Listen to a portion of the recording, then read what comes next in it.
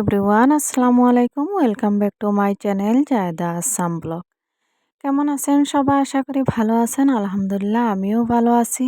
আর এখন হয়েছে বিকাল ৩টা থেকে আপনাদের সাথে নিয়ে ব্লগটা স্টার্ট করছি। আশা করছি ভিডিওটা অনেকটা ভালোই লাগবে। ওইদিকে ইফতারের আয়োজন শুরু করছি। শশা কাটছি আর কিছুটা ফল ফ্রুট আছে, এগুলা কাটিয়ে নিব। আর যারা আমার চ্যানেলে নতুন জয়েন্ট হয়েছেন প্লিজ চাইলে চ্যানেলটা সাবস্ক্রাইব করে নেবেন আর একটা লাইক দিয়ে না ভিডিওটা দেখা শুরু করবেন।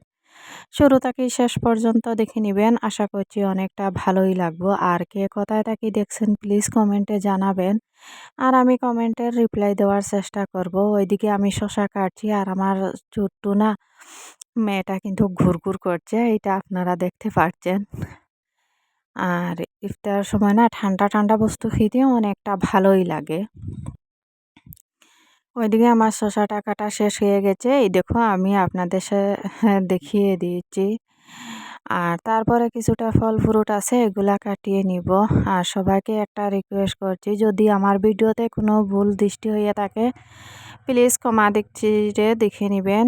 আর যদি কথাতেই যদি কোনো ভুল হয়ে থাকে প্লিজ ক্ষমা করে দিবেন। আর ওইদিকে কিন্তু আমি লেম্বুটা কাটিয়ে নিয়েছি, তারপরে মানটাটা কাটছি একটু একটু করে, ইফতারের আয়োজন শুরু করছি, রেডি করছি। আর কেমন হয়েছে ভিডিওটা প্লিজ কমেন্টে জানাবেন। যতটুকু আসছিল ততটুকু আমি ইফতারের আয়োজন করছি। আজকের ইফতারে কি কি বানাচ্ছি, কি কি রেডি করছি, আয়োজন করছি, সেইটা আপনাদের সাথে শেয়ার করছি। আর আপনাদের মতামত জানাবেন, কে কোথায় থাকি দেখছেন আর আমার ভিডিওটা কেমন হয়েছে প্লিজ জানিয়ে দিবেন। ওইদিকে আপেল কাটা শেষ হয়ে গেছে, মানটা কাটা শেষ হয়ে গিয়েছে, তারপরে কিন্তু ডালিমটা কাটিয়ে নিয়েছি আর আপনাদের সাথে শেয়ার করছি। এই দেখো আমি যেহেতু ডালিমটা না কাটাতে বসছি, আর এই দেখো আমার মেয়ে আসছে, আসিয়া আমাকে হেল্প করছে। মেয়ে কিন্তু সবসময় মার পাশে পাশে থাকে, তাই না? আর এই ছোট্ট মেয়েটা কিন্তু এই ছোট্ট ছোট্ট হাত দিয়ে যেভাবে আমাকে হেল্প করছে না, অনেকটা ভালোই লাগছে। আর যেহেতু অনেক রাত হয়ে গেছে না, তাই জন্য আমি একটু আস্তে আস্তে ভয়েস দিছি, প্লিজ কিছু মনে করবেন না। আর এই তো আমার ডালিমটা ভাঙ্গিয়ে শেষ হয়ে গেছে, তারপরে খেজুরগুলা কিন্তু জায়গা রাখিয়ে দিয়েছি ডালিমর পাশে।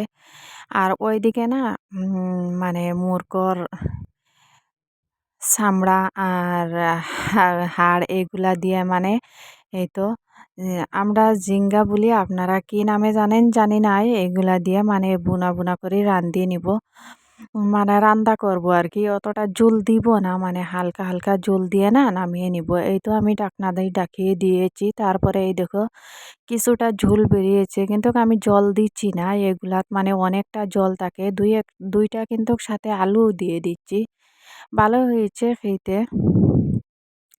ইফতারের টাইমে একটুখানি খেয়েছিলাম, যেহেতু আজকে ফল ফ্রুট আর সাথে কিন্তু ভাত দিয়ে ইফতার করছি, তাই জন্য বলিয়ে দিয়েছি। আর এখন কিন্তু হয়ে গেছে, ধনিয়া পাতা দিয়ে না নামিয়ে নিব। আর অনেকটা স্বাদ হয়েছে খেতে, কিন্তু দেখা যাচ্ছে না মশলাটা অনেকটা বেশি, তাই না? মোটামুটি হচ্ছে। ওই থেকে আমি কিন্তু গ্যাসটা বন্ধ করিয়ে দিয়েছি, সাথে আলু ভর্তা করব। তাই জন্য আলুগুলা কিন্তু আগে সিদ্ধ করে নিয়েছি, লঙ্কা ভাজিয়ে নিয়েছি, আর পেঁয়াজগুলা না কাটিয়ে নিয়েছি। আর এখন আলুগুলা ছুলিয়ে নিব, নিয়ে এইগুলা আলু ভর্তা করব।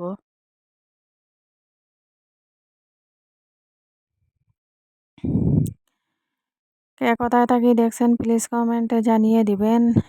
আর আমি কমেন্টর রিপ্লাই দেবার চেষ্টা করব। ভিডিওটা আবারও বলছি, ভিডিওটা কেমন হয়েছে কমেন্টে জানিয়ে দিবেন। আর অনেক কষ্ট করে ভিডিও বানাই, প্লিজ ছোট্ট একটা ভিডিও, প্লিজ সবাইকে রিকোয়েস্ট করছি না টানিয়ে ফুল ওয়াশ করে দেখে নেবেন। আর ওইদিকে কিন্তু আমার আলুগুলা ছুলানো শেষ হয়ে গেছে, তার সাথে একটু ধনিয়া পাতা দিব।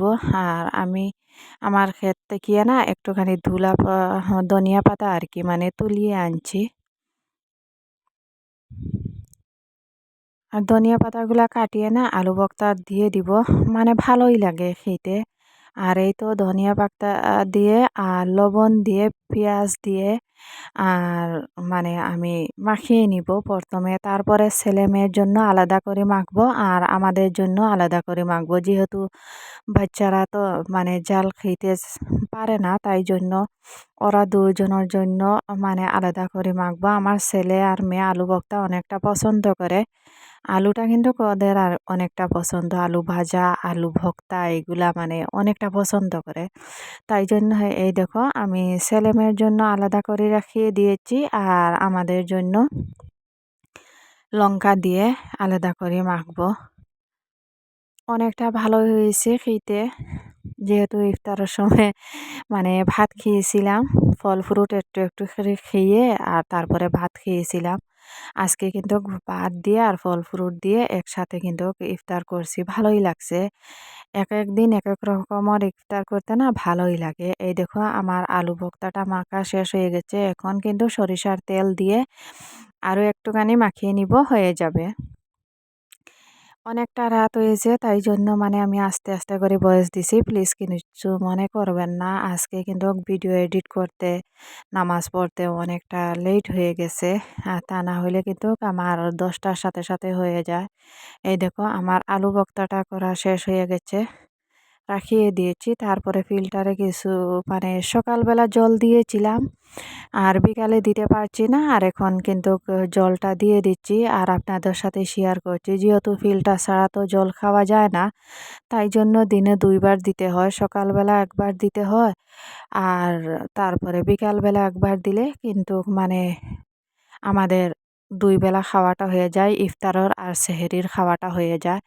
আর একবার দিলে কিন্তু একবেলা খাওয়াটা হয়, আবার সেহরির জন্য না ফিল্টার ছাড়া জল খেতে হয়, তাই জন্য আমি বিকালবেলা আরেকবার দিয়ে দেই।